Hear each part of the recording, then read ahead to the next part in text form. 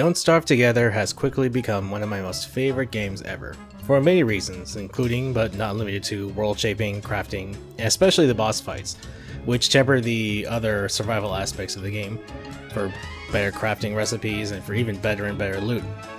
But I also understand that there are some of us who, for one reason or another, run into a bit of a problem with the together part of Don't Starve Together.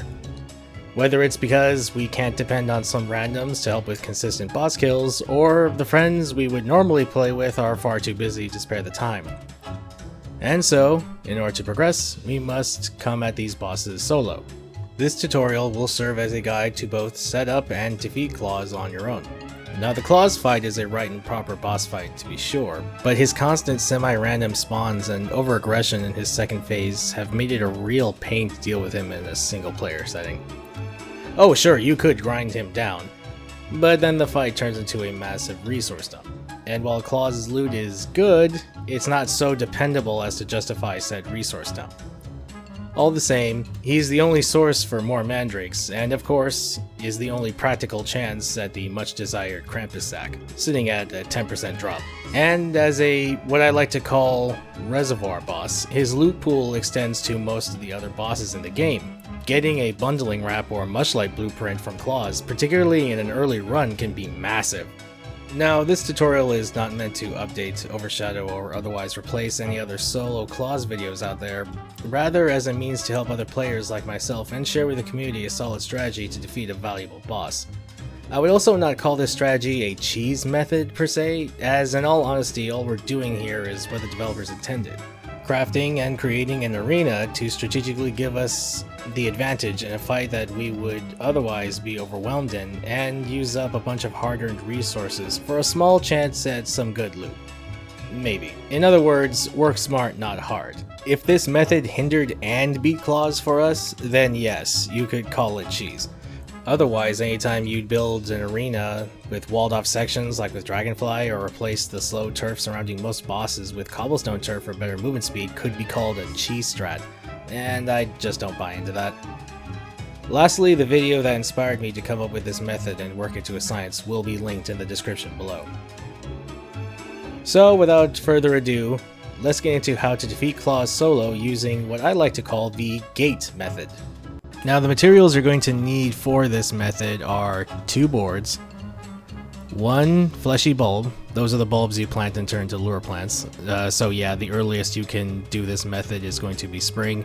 And don't worry, if you haven't messed with any settings, you don't have to worry about finding them. They'll find you, if you know what I mean. And then you're going to need 4 fossils. Now I understand the reservations for this, as, you know, conquering above ground is hard enough and is more of a top priority, but in order for this method to be very consistent and very successful, you are going to need these fossils. Now, because every video is somebody's first, let's go over really quick and I'll show you just a sec how to get these fossils. What you're going to be looking for are stalagmites. Now, there are those that look like these, like horns of the ground. These are going to be viable, as well as these normal looking ones you'll find more commonly. These all have a 10% chance to drop the fossils, and I know that's not amazing, but there are a lot of them, so take the time to look around. Then of course, if you want a guaranteed chance at a fossil with a 50% chance at a second fossil drop, you're going to want to look for these stalagmites, the mounds that house the cave spiders, so you are going to have to do a little bit of fighting. But as I said before, it's a guaranteed fossil drop with a 50% chance at a second drop. So theoretically, if you got lucky enough, all you really need to do is fight 2 cave spider dens. Lastly, you're going to want to bring a hammer. Now, it doesn't have to be a 100% durability, but since we're going to be using it for adjusting and for uprooting the fossils, so we can keep using it on subsequent Klaus fights, you're going to want to bring the hammer at least about 10%, I want to say, just to be safe. You don't have to go run back and get another one, so you can go ahead and do that.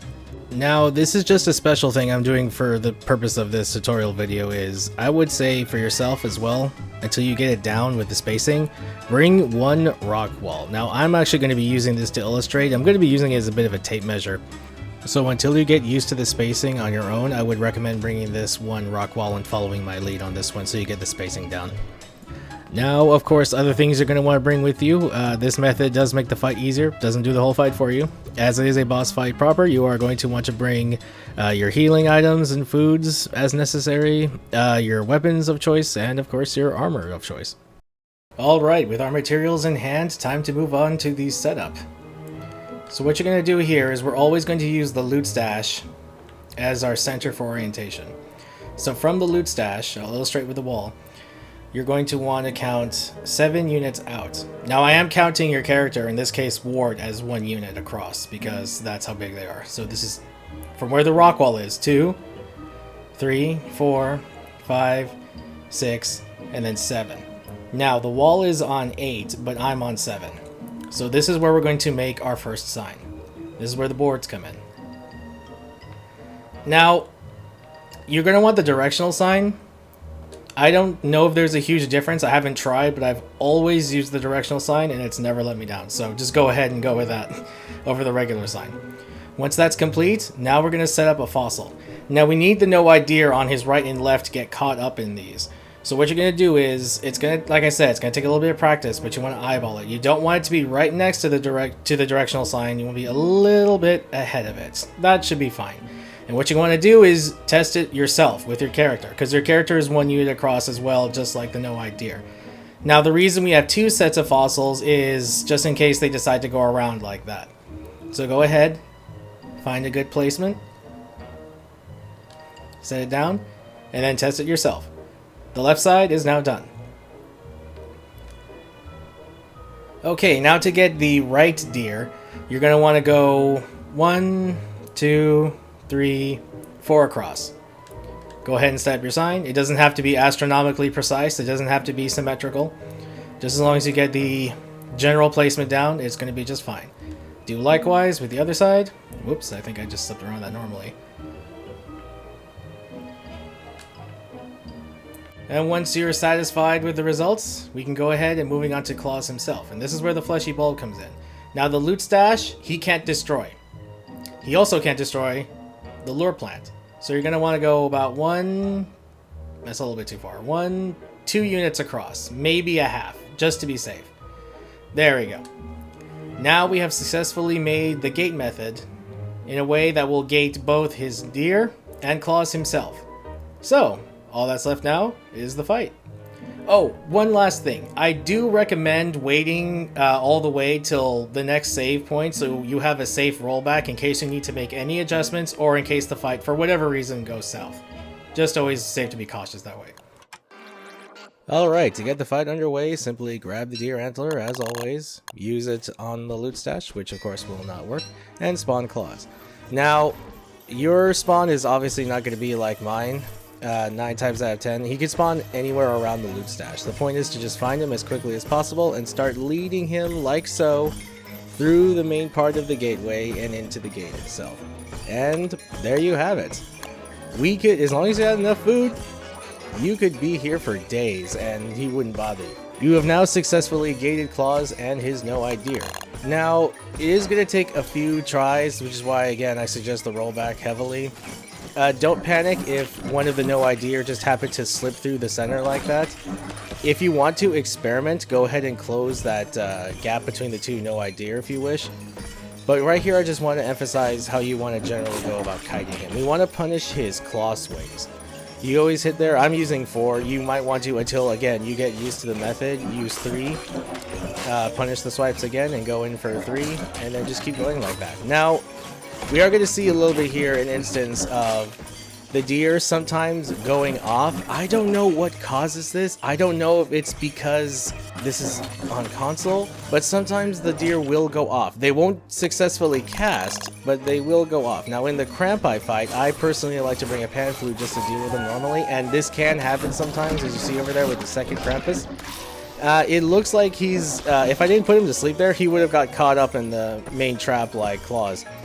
he would have been stuck in a kiting motion, or he would have been just like going towards you. He wouldn't actually budge. I've had this happen a couple of times. Sometimes they'll get caught up on the deer cages as well. It's whatever. Honestly, I don't mind letting him go. Sometimes if he's stuck kiting, you can honestly, after the fight, finish him off. He'll be stuck kiting and you can hit him without any retaliation. Or sometimes he'll just go off and, you know, do his own thing and then most likely despawn. So here, right now, as you see, the cast goes off. I don't know what causes this again. Sometimes the range is a bit finicky. But this method is made to manage and maintain such things. So even if it does go off, just keep doing like I do when you're baiting the swings. Just keep moving forward a little bit. And then eventually he will go down. So for the second phase, he is highly more aggressive, but as this method was intended to do, this curves it tremendously. You want to keep punishing his swings. Don't go in whenever he goes for a cast. Be ready to pull back really fast. If you're feeling really cavalier or you get really used to it, like for like a swing or two on his roars, but usually what you want to do is punish his roars heavily when, you know, after a swing. So give it a few whacks, watch out for his lunge attack, wait for his roars, and then wait for his claw swings. Eventually, you'll get the hang of it and it'll make total sense here. So like I said, 9 times out of 10, the deer will not even get a cast on you. But if they do, don't panic. It's something you have to feel out, but trust me, this is so manageable and very safe. And with barely one full ball helmet used and only one dragon pie needed just for extra comfort, down he goes. All that's left now is for us to collect our loot. Something I wanted to include at the end of this video is we might as well show what we got here. Now, Winter's Fest is easily the best way to spawn and, you know, fight claws if you're not going a traditional route. So we got a Mandrake, not too bad. I definitely won't say no to a Mandrake. Would have been nice to get the Krampus Sack for the video, but now you have a safe and consistent way to go about farming it. And so, in the words of a bearded friend, there you have it, everyone. A safe and consistent way to manage and defeat claws solo. It can take a few tries before you get it down, but get it down you will if you just keep at it. This was probably my 50th time or so defeating claws with this method, so please give yourself a grace period of a few tries at both setup and combat, cause once you get it down, you'll never look back. I hope this video was helpful to you in both learning how to set up this method and executing it, but as always, if you have any questions, please feel free to ask them in the comments section down below, and I will try to answer them as best as possible. Take care, everyone.